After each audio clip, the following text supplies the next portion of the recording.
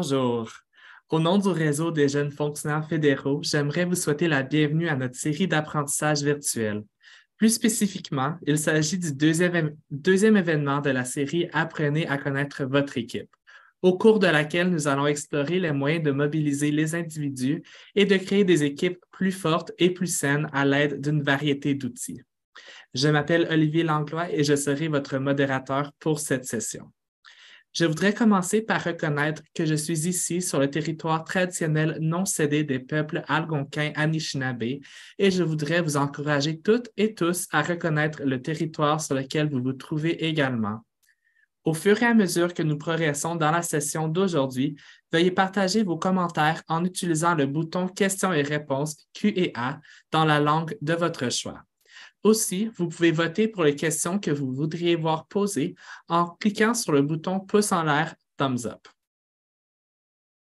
Un peu plus sur moi, comme j'ai dit, je suis votre modérateur pour aujourd'hui. Mon nom est Olivier Langlois, mes pronoms sont il et lui. J'ai acheté quelques petites informations amusantes étant donné le sujet de la présentation de la session d'aujourd'hui. Donc, mon profil Myers-Briggs est ISFP. Et puis, Insight, mes blocs sont le vert au top, jaune deuxième et ensuite bleu et rouge à égalité. Ce que ça veut dire, vous allez le découvrir très bientôt. Donc, j'ai commencé ma carrière dans la fonction publique, dans la RCN avec l'Office des transports du Canada. Et je me suis occupé de dossiers comme la communication interne, les prix de reconnaissance, l'intégration des nouveaux employés, les réunions de personnel et aussi la diversité et l'inclusion. Je fais quelques petits changements d'emploi ici et là. Puis finalement, je suis avec le réseau des jeunes fonctionnaires fédéraux depuis août 2022. Et puis, je m'occupe de la livraison d'événements variés aux Canadiens. Côté personnel, j'ai une maîtrise en communication à l'Université d'Ottawa en 2019 et puis ma thèse se concentrait sur l'impact des emojis dans les messages textes. Donc, avant d'aller plus loin, c'est bien beau apprendre à se connaître, mais aussi des choses à apprendre aujourd'hui. Donc, les objectifs d'apprentissage. Donc, après la session d'aujourd'hui, vous devriez être en mesure d'apprécier la valeur des équipes composées de différents styles de communication, d'expliquer comment surmonter les difficultés créées par des préférences de communication différentes et puis d'engager des conversations ouvertes en milieu de travail pour favoriser la cohésion. Avant de commencer, je vais aussi apprendre à vous connaître. Donc, on a des petites questions de sondage à vous poser. Si on pouvait les lancer à l'écran. Parfait. Donc, première question, quelles sont les méthodes psychométriques qui vous sont familières? Donc, les choix de réponse, on a l'indicateur de type Myers-Briggs MBTI, on a le Inside, le DISC, autre chose, ou tout ça est nouveau pour moi, j'en connais aucune. Vraiment, il n'y a aucune gêne de répondre à ces questions-là, on ne vous évalue pas du tout. Ensuite, pour la deuxième question, est-ce que vous pensez être plus introverti, extroverti, un peu des deux, donc ambivert, ou qu'est-ce que ça signifie tous ces mots-là? J'en ai aucune idée. C'est une autre option également. Je donne quelques petites secondes.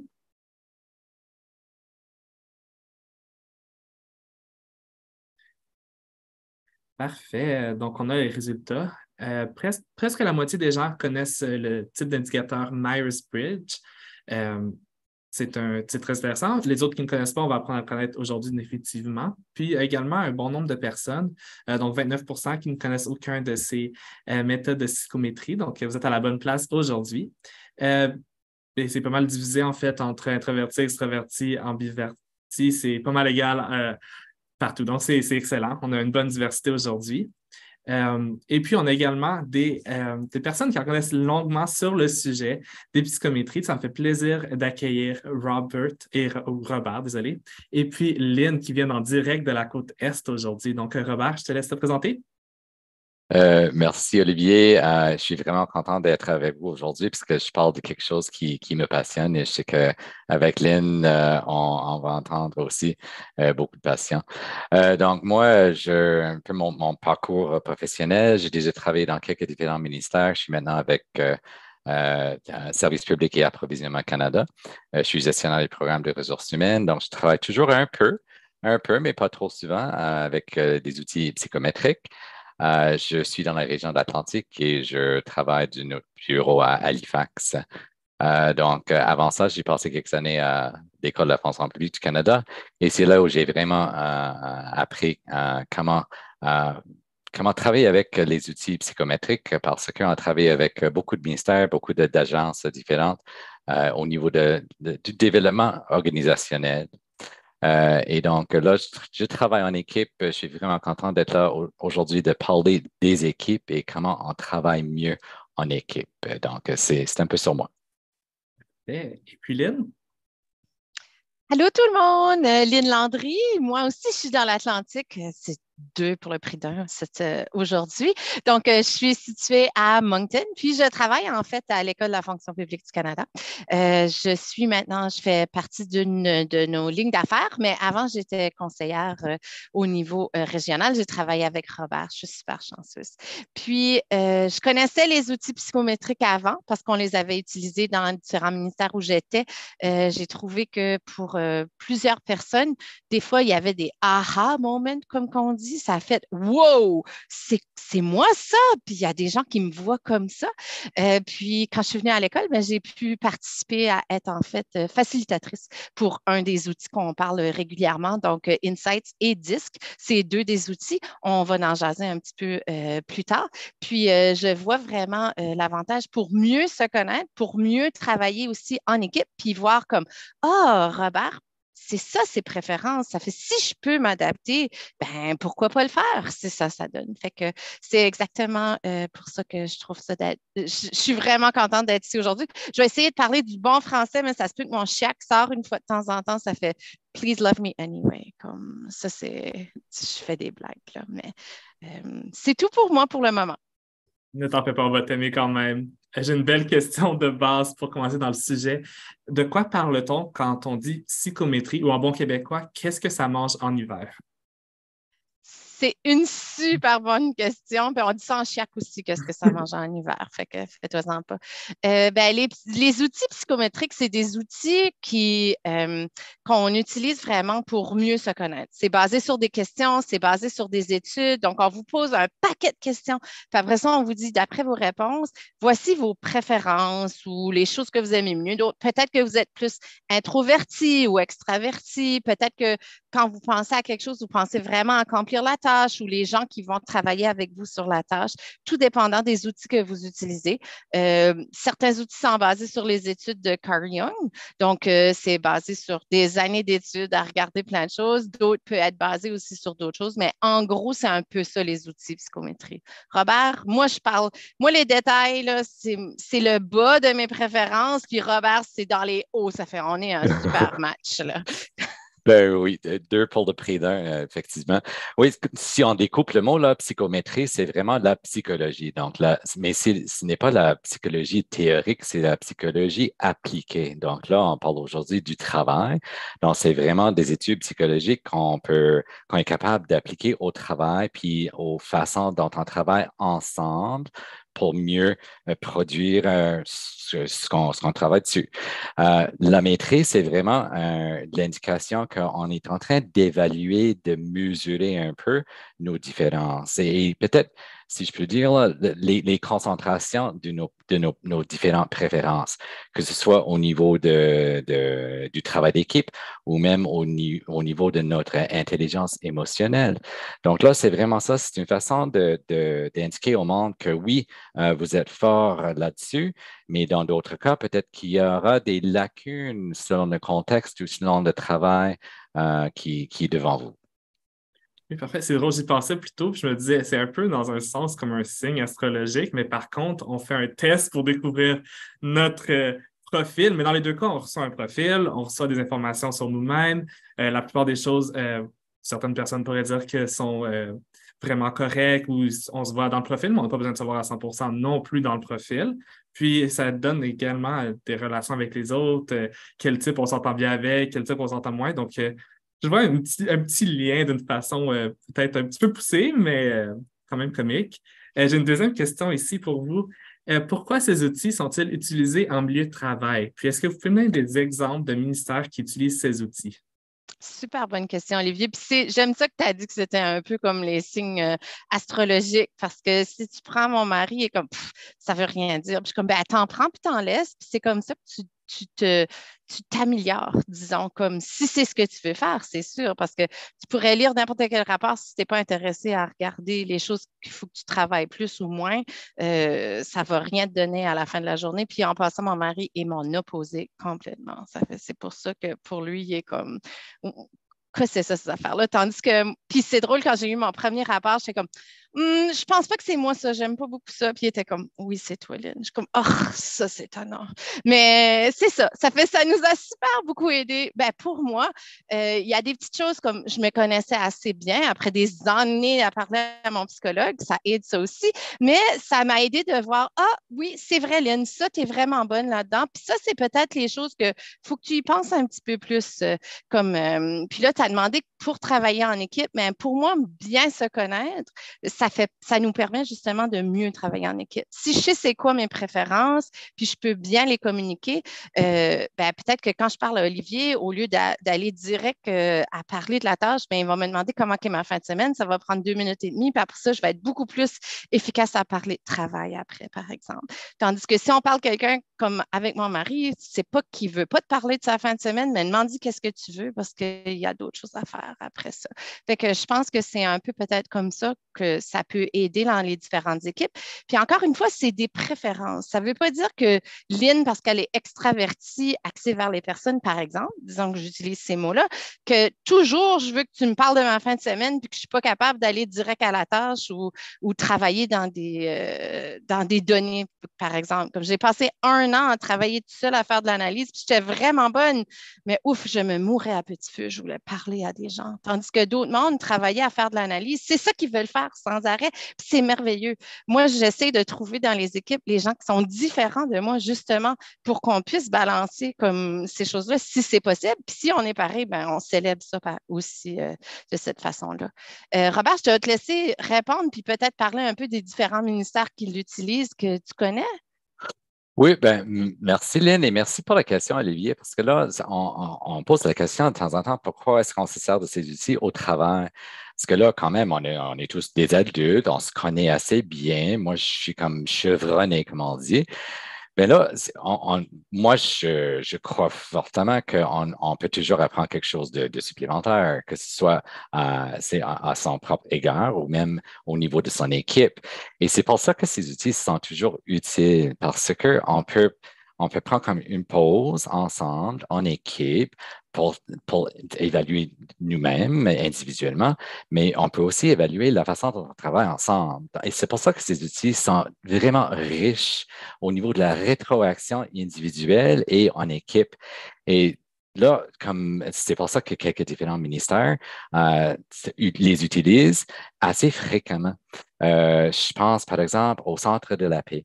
Donc là, le Centre de la paix est quand même une institution fédérale assez récente. On l'avait créé comme moins d'une décennie, je crois. Donc, au début, on avait la chance de créer une équipe tout à fait comme Nerve. Tu sais, comme ce monde-là n'avait jamais travaillé ensemble. Donc là, j'étais un peu impliqué au début avec l'animation des ateliers de l'un de ces outils où on se donnait l'occasion d'apprendre les uns sur les autres.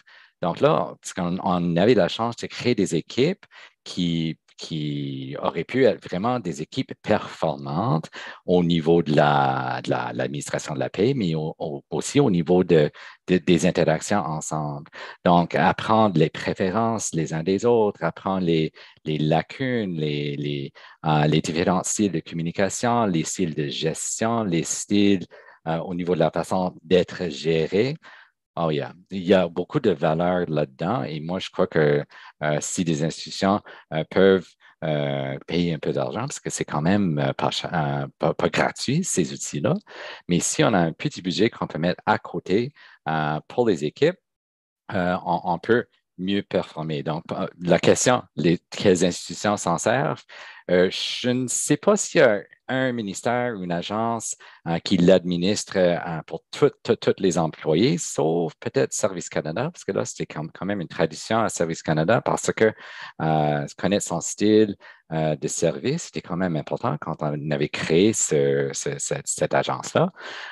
Mais au sein de chacune des institutions, il y a des éléments qui sont vraiment forts là-dedans. Si je pense à Services publics et approvisionnement Canada, dans ma région, je sais que ma boîte de ressources humaines, ma boîte d'acquisition, ma boîte de services corporatifs s'en servent toujours. Et donc, c'est vraiment important pour eux d'administrer les outils au nouveau.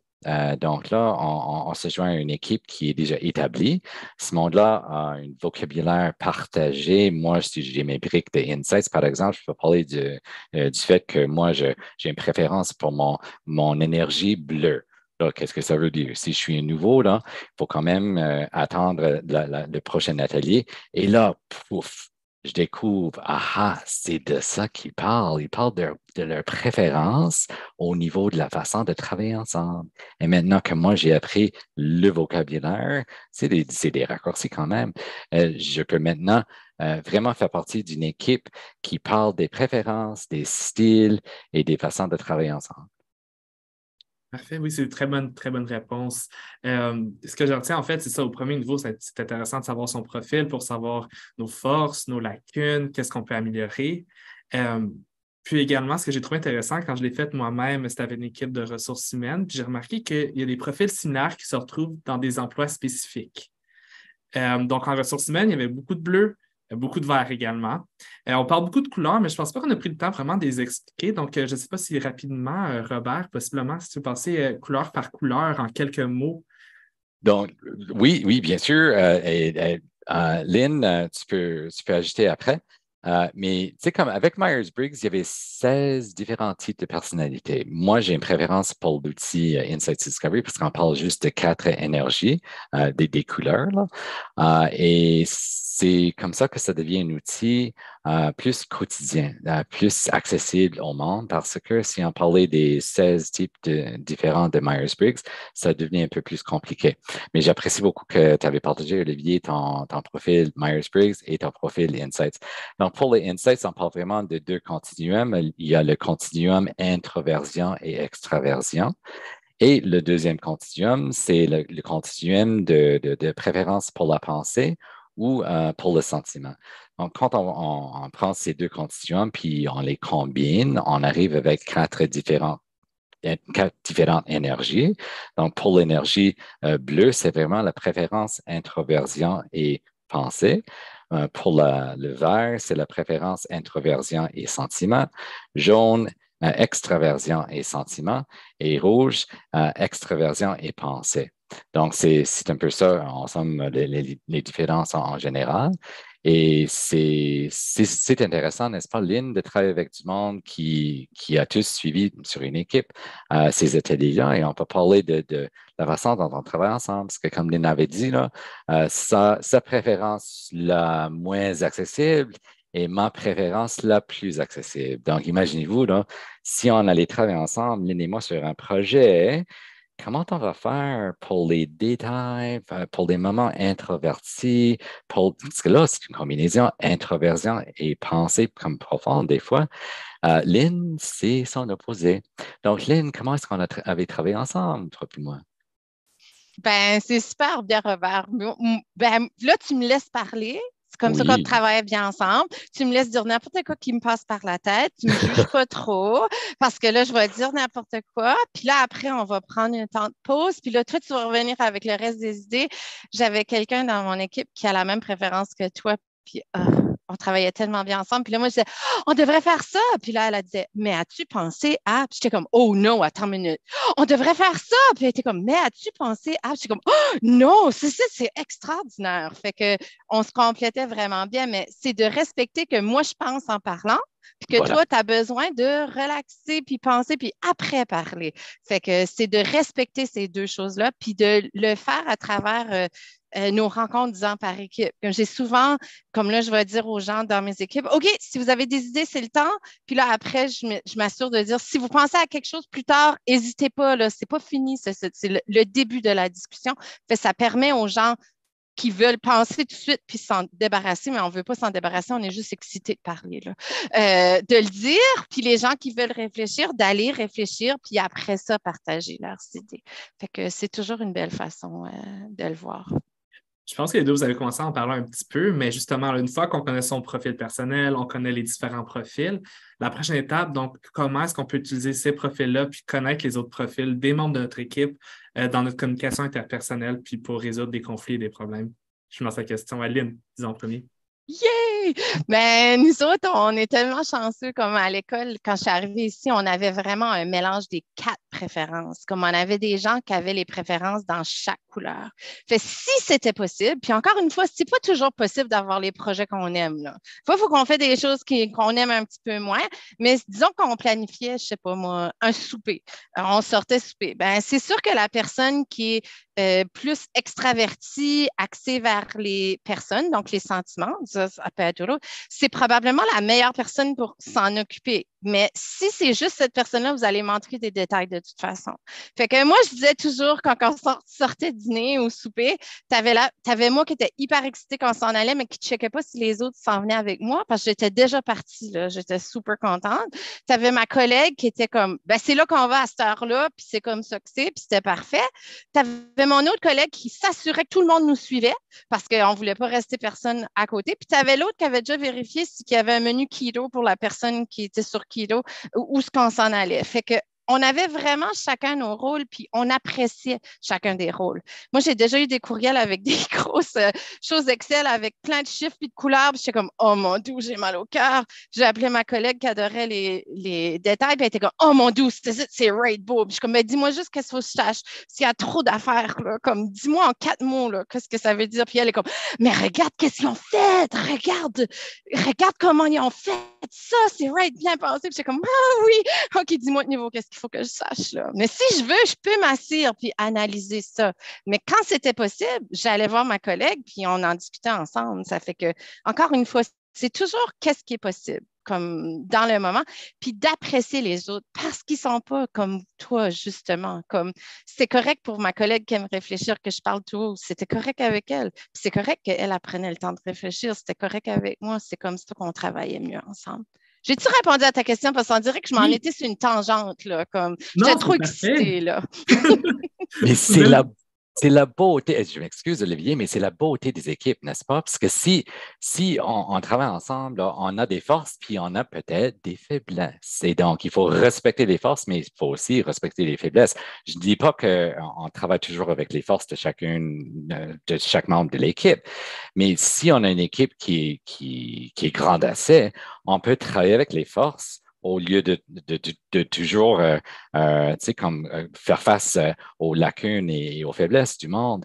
Moi, je travaillais sur une équipe, on était 2. C'est pas une grande équipe quand même, right? On était 2 sur une équipe, puis on voyageait souvent ensemble, puis il fallait prendre des décisions parce qu'on travaillait de façon assez autonome. Et des fois, ma collègue, là, elle aimait prendre des décisions parce qu'elle était vraiment axée sur l'action. Moi, je suis axé sur la réflexion parce que moi, je préfère être correct au début. Right? Puis elle aimait vraiment faire quelque chose, puis avoir un impact, puis elle aimait voir les conséquences, puis s'il y avait quelque chose de pas parfait, là, pas grave, on va le corriger après, right? On va s'en occuper. Là, on avait une directrice qui aussi était visionnaire, beaucoup axée sur l'action.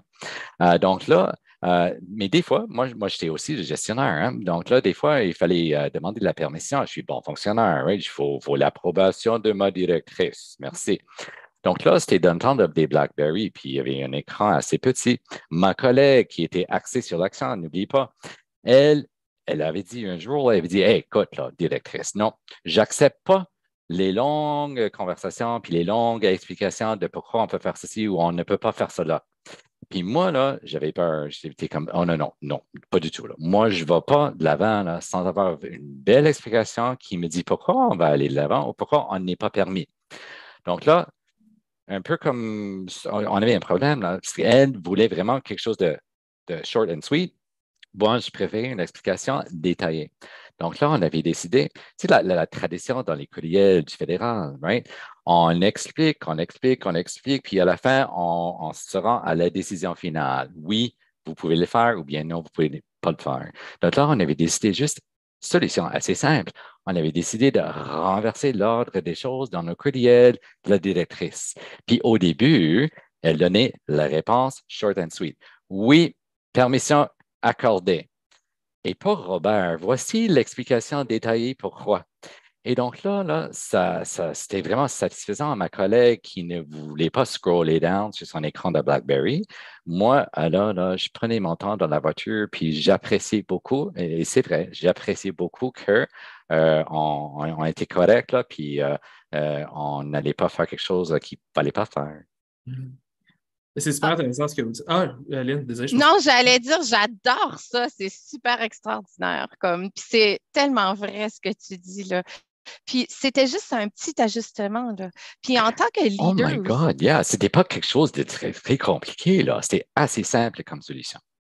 puis en tant que leader, je me rappelle, j'ai quelqu'un qui disait, oh, j'ai un beau défi, un beau projet défi. Moi, je suis comme, oh, moi, choisis-moi, jusqu'à temps que je m'aperçue que c'était un truc qu'elle utilisait pour donner les pas très beaux défis. Fait que tu peux utiliser ça un peu aussi comme juste pour, c'est ça, motiver ton équipe. Comme savoir qu'est-ce qui motive Lynn. Un beau défi, là. Voilà. Oh, Lynn vient excitée. Je suis comme, oh my God, il y a un beau défi. Tandis que mon autre collègue est comme, non, j'ai pas besoin de défi, là. Moi, je vais faire mes choses un à la suite de l'autre. Puis c'est que les deux sont OK.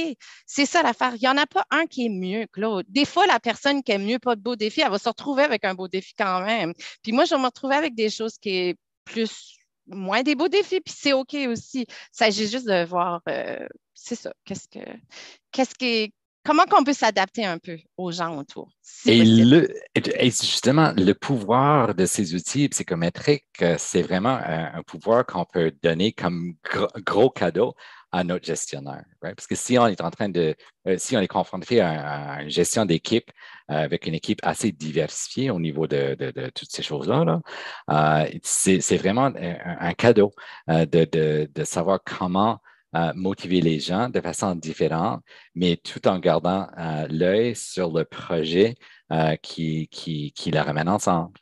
Exactement. Puis pour un bon gestionnaire, justement, c'est d'utiliser les forces de tous et chacun selon leur Voilà. profil. Donc, si on pense aux verts, les verts aiment aider les gens, les verts aiment savoir que le travail qu'ils font va être pour le bien de la personne qui le reçoit. Le jaune, comme Lynn disait, Lynn est jaune, elle veut être inclue, incluez-moi, mais c'est une bonne personne pour diffuser l'information puis être ta mascotte pour un nouveau projet que tu vas apporter. Bleu, c'est la personne qui fait les recherches, qui va aimer passer des heures à regarder euh, c'est le background là, en anglais, désolé, mais de faire toute cette partie analytique-là. Et puis, le rouge, c'est la personne qui va te garder sur la tâche là, de savoir, OK, on a la tâche A, B, C à faire, comment qu'on résout. Donc, c'est justement un bon gestionnaire peut approcher ses employés de la façon qu'ils aiment recevoir l'information. Puis, je pense que vous avez touché à ça exactement en ce Ben moment. justement. Puis chez nous, excuse-moi, Olivier, mais chez nous, on donne un cadeau d'ici quelques semaines. On l'avait fait l'année passée aussi, mais on donne le cadeau d'un atelier sur les langages d'appréciation, parce que c'est un autre outil psychométrique dont on n'avait pas parlé. Mais c'est un outil qui donne aussi du pouvoir à la gestion de savoir comment motiver les gens de façon différente, parce que on a tous un langage d'appréciation.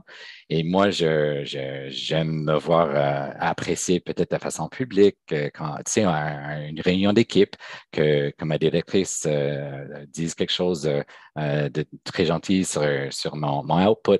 Mais d'autres, peut-être que c'est juste du temps personnel, un temps individualisé avec la gestionnaire ou avec la directrice, parce que eux autres aiment être appréciés comme individus.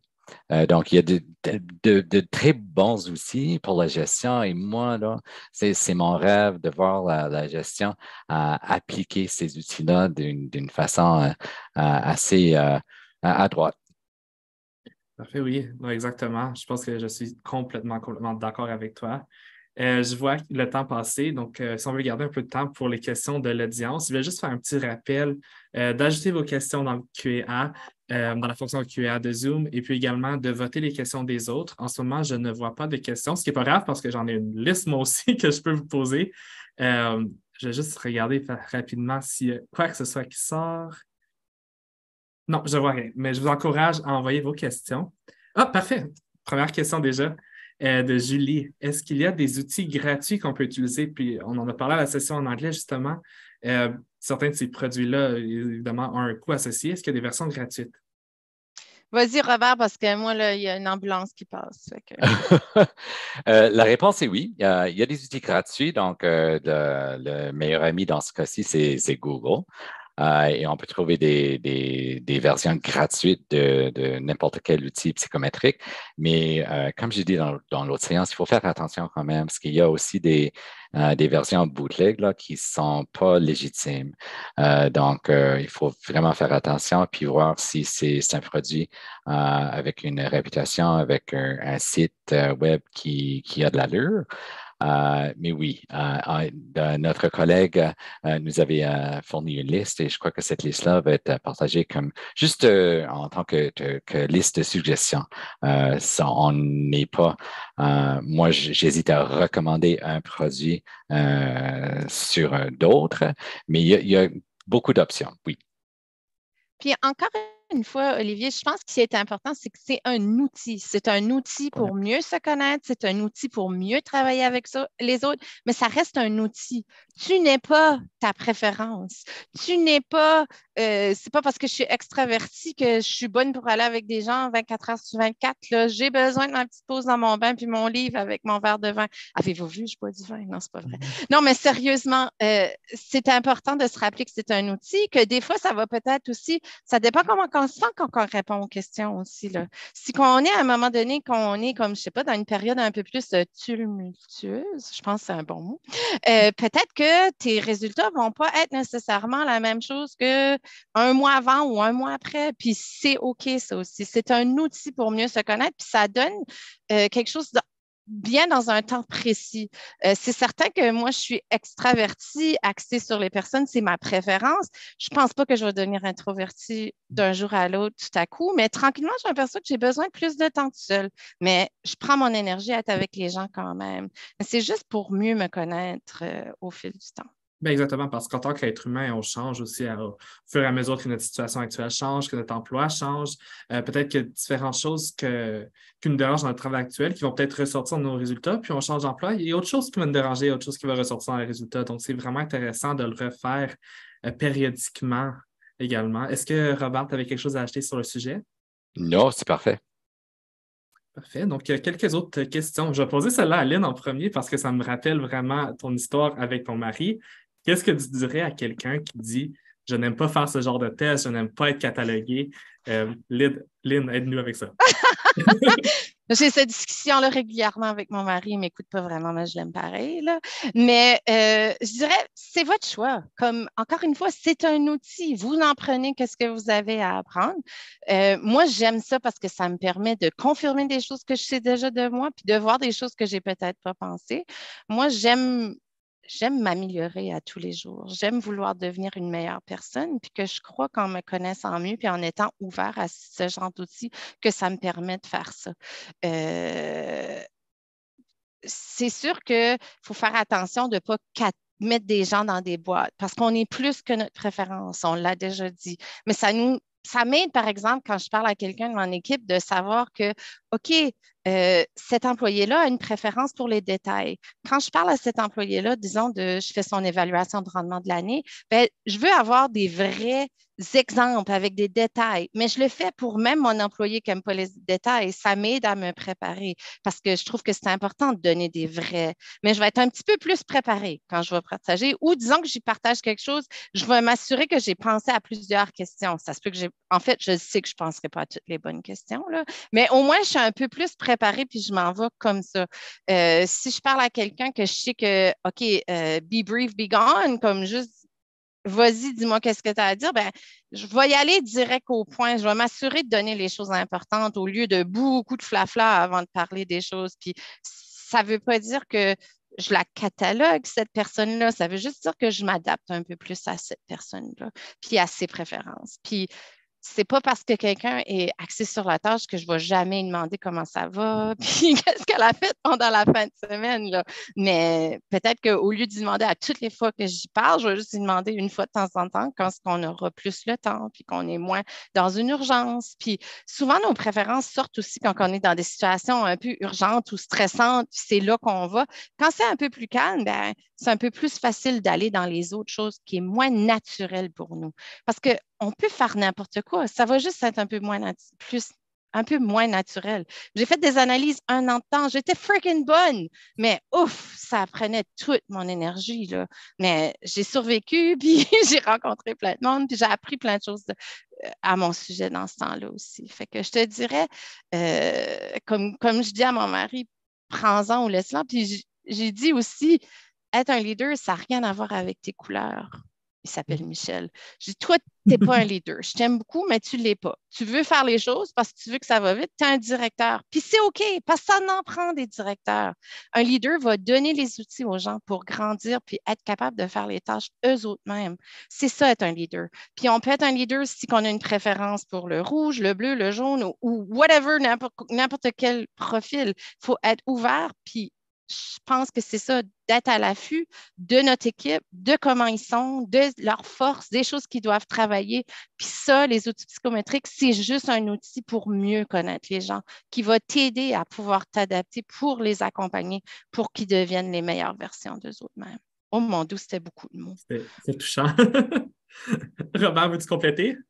Non, je voulais juste ajouter peut-être que pour moi, pour ma part, anyway, là, le meilleur leader, c'est le leader qui est flexible, hein, qui a une profonde connaissance de soi et qui comprend justement que chaque membre de l'équipe a aussi des préférences, des styles qui sont à eux, mais ce leader peut être flexible et est capable de gérer chaque membre de l'équipe d'une façon un peu différente, mais pas trop, là, parce qu'on ne peut pas individualiser la gestion pour tout le monde, là, mais on comprend que chacun a des préférences et ce leader est flexible face aux membres de l'équipe, mais ce leader est aussi flexible au contexte et peut s'adapter au contexte. Et en ayant une bonne connaissance de soi, je crois qu'un bon leader est capable de changer de ton, de changer d'uniforme, de changer d'approche, de changer un peu de personnalité même, de changer tout selon le contexte. Comme Lynn a dit, il y a des fois des urgences, il y a aussi le travail quotidien. Et ça, c'est deux choses tout à fait différentes. Exact. Donc, pour juste récapituler, donc un bon leader, justement, va être au courant, justement, en en utilisant ces outils-là ou non, mais au courant de ses forces, ses faiblesses, et si les forces et faiblesses de son équipe. Puis comme tu disais, c'est pas nécessairement parce que quelqu'un a un tel profil que ça veut dire qu'on peut jamais assigner de tâches qui seraient typiques de ce profil-là à cette personne-là. En fait, ça peut les pousser à sortir de leur zone de confort, on pourrait dire dans un certain sens également. Euh, donc, de votre réponse à la question, est-ce qu'il y a un style qui fait un meilleur leader? On dirait qu'en général, on penche vers le non. Est-ce que je me trompe? Moi, je ne trouve pas. Il y a un style. Je pense que c'est la personne et non son style. Très bien dit. Ça m'arrive de dire des belles choses, même si je ne réfléchis pas. Non. C'est une belle chose à dire. En fait, n'importe qui peut être un leader s'il le souhaite ou s'il a les capacités. Ça ne veut pas dire qu'un style peut Et l'être. n'oubliez pas que le leadership existe à tous les niveaux de notre hiérarchie, right? C'est pas seulement les EX qui sont nos leaders, il y a des leaders au niveau de l'unité ou de l'équipe. Et de plus, je dirais que dans toute équipe, on peut prendre le rôle de leader selon le contexte, selon le travail, selon les tâches, toujours, right? Et c'est en ayant des outils psychométriques, c'est en parlant de mes forces et de mes faiblesses avec mes collègues. Ça nous aide à décider qui va être le leader aujourd'hui, qui va être le leader de ce projet, qui va être le leader de cette discussion, qui va être le leader de cette réunion.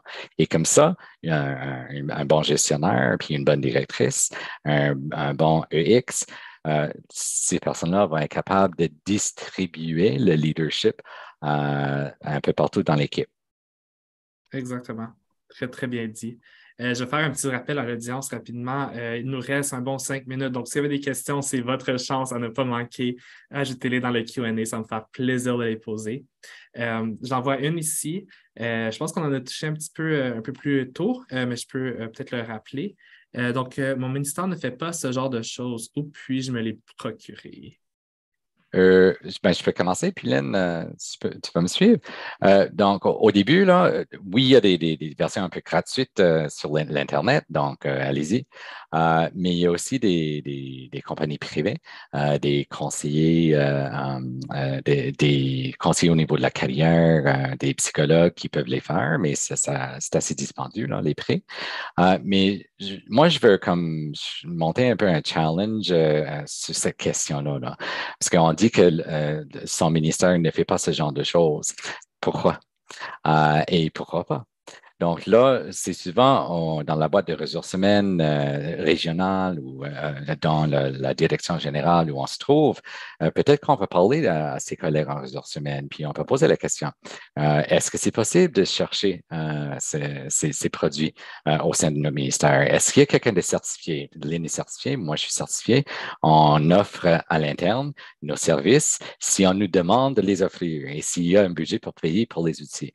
Donc là, il y a toujours des possibilités qui sont peut-être invisibles et peut-être que la discussion devrait avoir lieu au niveau de l'équipe, avec la gestionnaire, avec la directrice. Si on se réunit une fois par année, peut-être, pas plus, all right, c'est beau.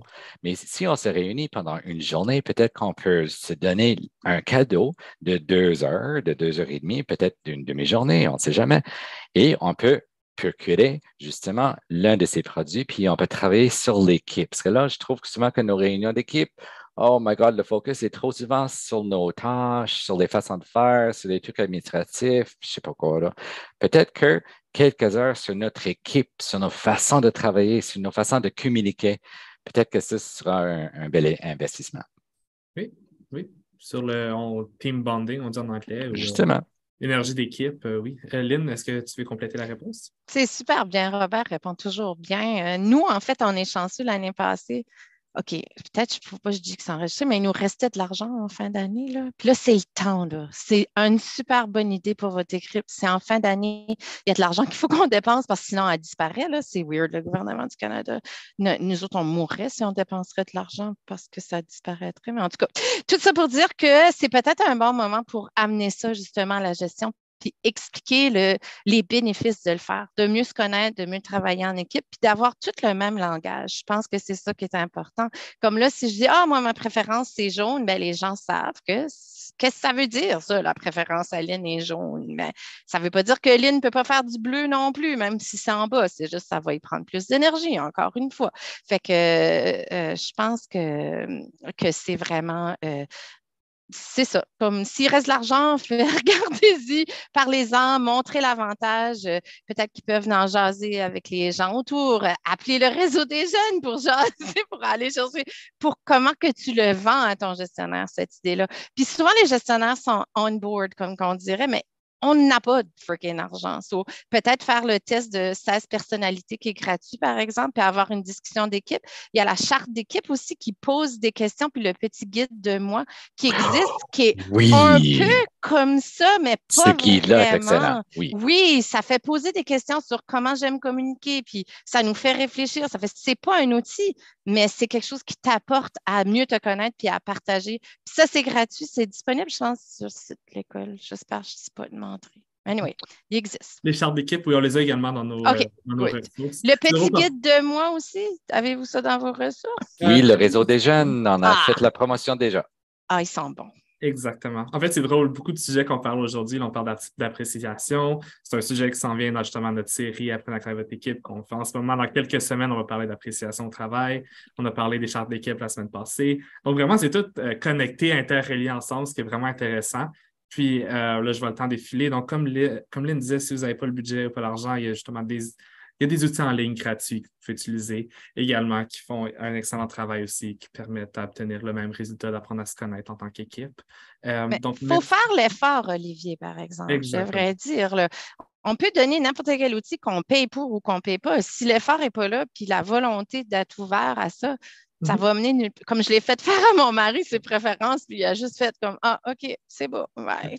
Puis c'est correct, comme c'est beau, bye. Moi, j'ai adoré ça. Exactement. L'effort est dédié le temps aussi à faire ces outils-là. Je voulais juste vous remercier vraiment tous les deux. C'est une excellente discussion aujourd'hui. J'ai beaucoup, beaucoup appris. J'aimerais également rappeler que la session est enregistrée puis elle va être disponible sur notre chaîne YouTube. T'en fais pas, c'est très bien allé. Avant qu'on parte, on a aussi un deuxième sondage. C'est un sondage juste pour nous à l'interne. On ne va pas partager les résultats. C'est pour savoir si nos objectifs d'apprentissage sont réussis. Donc, est-ce que la session est un bon usage de votre temps aujourd'hui? Donc, oui, non ou je ne le sais pas. Je donne quelques petites secondes. Parfait, merci beaucoup. Donc, si vous voulez en savoir plus sur l'un de ces sujets, n'hésitez pas à consulter la page ressources du wiki RJFF, donc Réseau des jeunes fonctionnaires fédéraux, pour obtenir des liens vers les ressources et puis vers également nos futures opportunités d'apprentissage. Donc, merci encore une fois à vous deux, puis merci également au public d'être là aujourd'hui, puis bonne fin de journée. À la prochaine. Merci, Olivier. Merci, Merci, Lynn. Olivier. Yeah, Robert. Bonne fin de journée.